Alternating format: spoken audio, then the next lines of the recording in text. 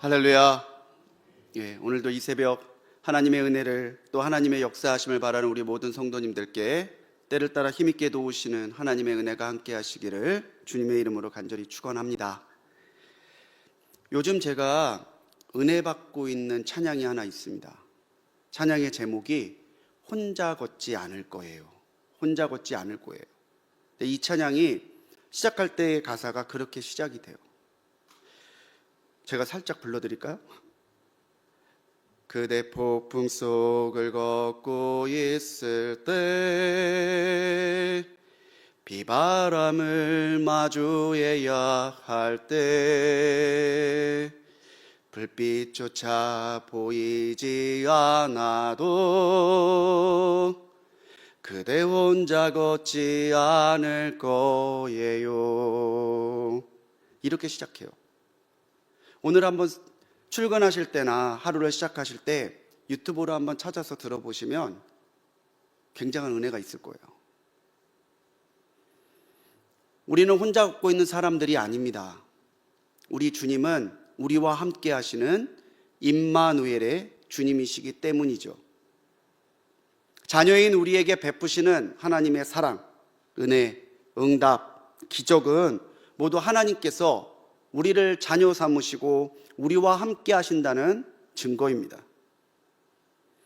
오늘 우리 찬양도 그렇게 찬송했지만 하나님이 우리와 함께 하시면 우리는 어디를 가든지 겁낼 것 없이 담대한 믿음의 삶을 살아갈 수 있습니다. 오늘 21장을 우리 같이 묵상했는데 21장에서 하나님은 아브라함에게 여러 은혜를 베푸시면서 이 아브라함이 하나님이 함께 하시는 사람이라는 것을 증거하고 계십니다. 하나님이 함께 하시는 그 은혜가 다른 사람도 아니고 이방인이었던 아비멜렉의 입을 통해서 22절에 하나님이 너와 함께 계시도다, 이 말에 함축적으로 담겨 있습니다. 하나님이 우리와 함께 하신다면 나와도 함께 하시는 하나님이신데, 하나님이 나와 함께 하시는 하나님이심을 믿고 또 사모하는 마음으로 오늘 함께 이 22절을 제목 삼아 21장의 말씀을 함께 나눠보려고 합니다. 무엇보다 하나님께서 우리와 함께 하시는 증거는 그 말씀대로 우리에게 응답하시고 이루실 때예요.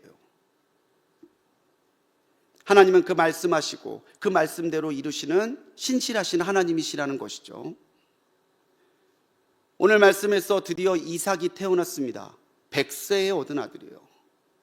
그야말로 금지 오겹입니다. 18장 기억하시죠? 사라가 웃었어요. 차하크 웃었어요. 근데 오늘 여기에서는 차하크 아니라 이차크, 하나님이 웃게 하시는 은혜를 사라가 받습니다. 아브라함과 사라 본인들도 믿지 못했던 출산의 기적이 드디어 응답받은 거죠. 아브라함도 흔들려서 엘리에셀이 후계자라고 하고, 사라도 흔들려서 아들 낳을 거라는 맛에 웃고 그랬는데 하나님은 그 약속대로 말씀대로 이루셨다는 거예요. 오늘 21장 우리가 찬찬히 읽어보면 1절에 말씀하신 대로, 2절에는 말씀하신 시기가 돼요. 4절에는 그 명령하신 대로, 이렇게 3번이나 강조함으로 이 이삭의 탄생은 하나님께서 그 말씀, 그 약속대로 이루신 사건이라는 것을 분명하게 증언하고 있습니다. 하나님은요, 말씀하시는 하나님이세요. 침묵하시는 하나님이 아니라 말씀하시는 하나님이에요.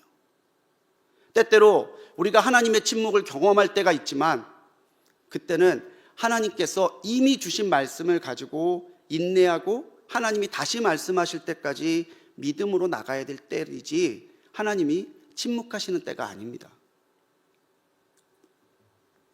그렇기 때문에요, 우리의 믿음도 말씀에 있습니다. 우리의 응답도 우리의 능력도 다 말씀에 있어요. 이것이 오늘 우리가 하루를 살아가면서 말씀을 읽고 말씀을 묵상하고 말씀대로 살아야 되는 이유인 것이죠. 우리가 그렇게 주신 말씀부터 붙잡고 나갈 때 하나님께서는 그 말씀대로 말씀하신 시기가 돼서 응답하실 것이고, 세상은 우리가 하나님이 함께 하시는 하나님의 자녀가 되는 것을 인정하고 보게 될 줄 여러분 믿으시기 바랍니다. 다시 한번 여러분들에게 권면드리고 싶습니다. 말씀을 읽으십시오. 말씀을 묵상하십시오. 그리고 말씀대로 살아내 보십시오. 그렇다면 말씀하신 대로 역사하시는 하나님, 그 말씀을 따라 우리에게 응답하시고 말씀에서 약속하신 그대로 우리에게 성취하시는 그 하나님이 나의 하나님 되심이 오늘을 살아가는 우리의 삶 가운데 매 순간마다 드러나고 나타날 줄로 믿습니다. 이렇게 말씀 가운데서 말씀대로 역사하시는 하나님이 우리와 함께 하시는 하나님이심이 드러나고 나타나죠. 그렇게 우리가 말씀대로 살아가면요, 하나님은 구별하세요. 자기 멋대로 사는 사람과 말씀대로 사는 사람은 하나님이 분명하게 구별하신다는 거죠.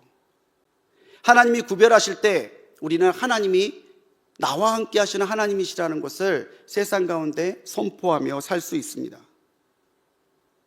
그 구별하시는 하나님의 은혜가 이삭과 이스마엘의 관계 속에 나타나고 있습니다.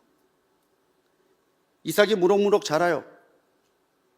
아이들은 보고 다시 보면은 언제 저렇게 자랐지 할 정도로 자라 있잖아요. 정신없이 목회하고 또 살아가다 보면은 시간 가는 줄 모르는데 우리 교회 차세대 아이들을 보면 알겠어요. 태어났다고 담임 목사님 품에 안겨서 기도받은 게 얼마 안 됐는데 초등학교 간대요. 분명히 초등학생이었는데 대학교 가요. 저랑 같이 청년했던 청년이었는데 벌써 아기 낳은 엄마 아빠예요. 이삭이 은혜 가운데서 그렇게 무럭무럭 자라갑니다. 8절에 이삭이 젖을 떼는 날에 아브라함이 잔치를 열었다라고 기록되어 있습니다. 근동에서는 3살 정도를 젖을 떼는 시기라고 그렇게 판단을 합니다. 그리고 그 젖을 떼를 때에 모든 사람이 함께 모여서 축하하고 축복하는 시간이 있어요. 우리 돌잔치 같은 거죠. 더더군다나 이 시대에는 유아의 사망률이 굉장히 높던 때예요. 그런데 이제는 3살 정도 되었으니 한시름 놓아도 되겠다라고 하는 안도와 감사의 마음도 있고요. 이 아이가 더 장성하기까지 건강하게 자라기를 바라는 마음도 있습니다. 아브라함도 기뻐서 잔치를 벌인 거죠. 이때 대략 이스마엘의 나이는 17살 정도였을 것으로 추정을 합니다. 그런데 이 기쁜 잔치에서 불미스러운 일이 일어나요. 이스마엘이 동생 이삭을 놀리는 모습을 사라가 본 거예요. 저게 내 아들을? 사라의 눈에서 불똥이 튀어요. 어떤 아들인데? 근데 우리 한번 생각해 보죠. 형이 동생을 놀리는 게 이상한가요? 저도 아들이 둘인데 늘 싸웠다가 늘 결별했다가 늘 다시 화해했다가 늘 다시 놀아요. 그런데 여기는 의도적인 성경의 기록의 의도가 있습니다. 이스마엘이 희롱했다고 하는데 이 희롱이라고 하는 말의 히브리어 원어적인 의미를 보면요, 조롱하다의 뜻이 있어요. 그냥 단순히 치기로 동생한테 그런 게 아니라 이제 이 이삭 때문에 상속자의 지위를 상실한 이스마엘의 상실감과 이스마엘의 삐뚤어진 적개심이 이 이삭에게 나타났다라는 것을 설명하고 있는 거예요. 결국 사라는 아브라함에게 소리칩니다. 이 여종과 여종의 아들을 내쫓으라. 이 여종의 아들은 내 아들 이삭과 함께 기업을 잇지 못할 거다. 근데 여러분, 하갈을 아브라함에게 보낸 사람이 누구예요? 다시 1장으로 돌아갈까요? 하갈을 이 아브라함에게 보낸 사람이 누구예요? 네, 사라 본인이에요. 그래도 이스마엘도 아들인데 아빠인 아브라함의 입장에서 얼마나 갑갑하고 얼마나 안타까웠겠어요. 그렇게 괴로워하고 있을 때 12절에서 하나님은 다시 한번 그 약속을 일깨워 주십니다. 이삭에게서 나는 자라야 내 씨라 부를 것이라.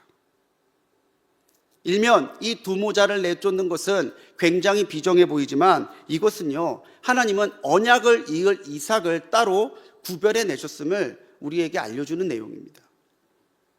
10절에서 보면요, 하나님은 이스마엘에게도 한 민족을 이룰 거라고 하셨어요.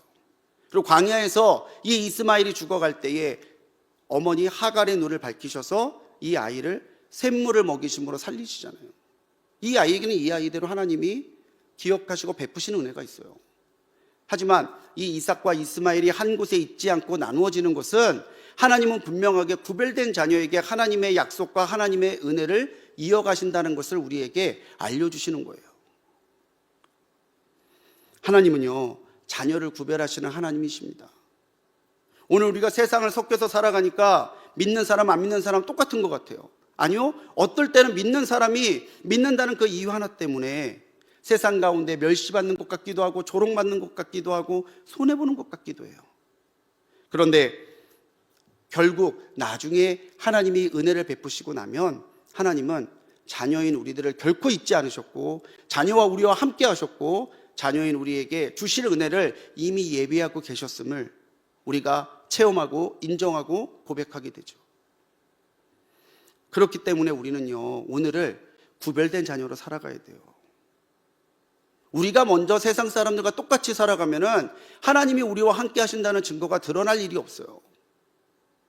근데 우리가 하나님 앞에서 구별된 자녀로 살아간다면은 하나님께서는 누가 하나님의 은혜와 하나님의 주목을 받는 하나님의 사람인지를 드러내고 나타나실 때를 준비하고 계신다는 거예요.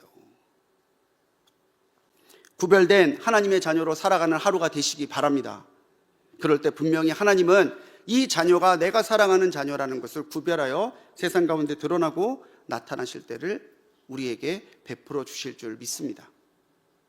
말씀대로 역사하실 때 구별해 주심으로 하나님이 우리와 함께 하심이 드러나고 나타나죠. 그럼 또 언제 하나님께서 우리와 함께 하심이 드러나나요? 그건요, 우리가 하나님을 예배할 때입니다. 하나님을 예배할 때. 22절에서부터는 아브라함의 가정사에서 아브라함 가족 주변에 있는 민족과의 관계로 포커스가 옮겨집니다. 블레셋 왕 아비멜렉이 그의 군대 장관 비골과 와서 아브라함에게 먼저 우리 서로 해를 가하지 말자, 화친하자고 요청하는 이야기가 시작이 돼요.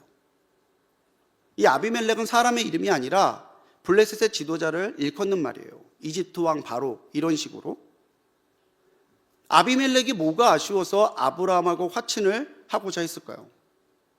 아브라함이 유명하고 세력이 있는 사람이긴 했지만 그는 한시족의 족장에 불과했고 초기 형태이긴 하지만 이 아비멜렉은 블레셋이라는 나라의 왕이었어요. 아쉬워도 아브라함이 아쉽죠. 근데 아비멜렉은 이미 20장에서 이 아브라함을 위해서 하나님이 하신 일을 봤잖아요. 이 거짓말로 인해서 사라를 뺏길 뻔했다가 다시 되찾는 이 과정에서 하나님이 아브라함에게 하시는 것을 봤어요. 그러고 있는데 아브라함이 100세의 아들을 낳았대요. 이 아비멜렉이 두려워지기 시작해요. 아브라함이 두려운 것이 아니라 아브라함과 함께 하시는 하나님이 점점 두려워지기 시작했다는 거죠. 그래서 먼저 가서 아브라함에게 자기가 먼저 아브라함에게 후대했던 것을 생색내면서 우리 서로 우리뿐만 아니라 우리 후손에게도 해를 가하지 않는 걸로 우리 약속하자, 화친을 요청해요. 야, 내가 네 아내도 돌려줬어. 이 땅에서 살아갈 때 내가 해를 안 가했어. 그러니까 우리 이제는 서로 이렇게 평화롭게 지내보자.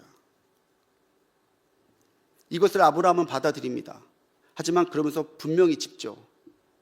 그래, 당신이 나한테 후대한 건 맞는데 당신의 종들이 내 우물 뺏은 건 알고 있어? 근동에서 우물은요, 생명줄이에요. 물이 없으면 살 수가 없잖아요. 아비멜렉은 변명합니다. 나는 몰랐다고. 아브라함 너도 나한테 얘기 안 했고 나도 누구에게 들은 게 없어서 지금 알았어. 그랬더니 아브라함이 암양 7을 따로 떼나요. 이거 암양 7을 왜 떼려는 거야?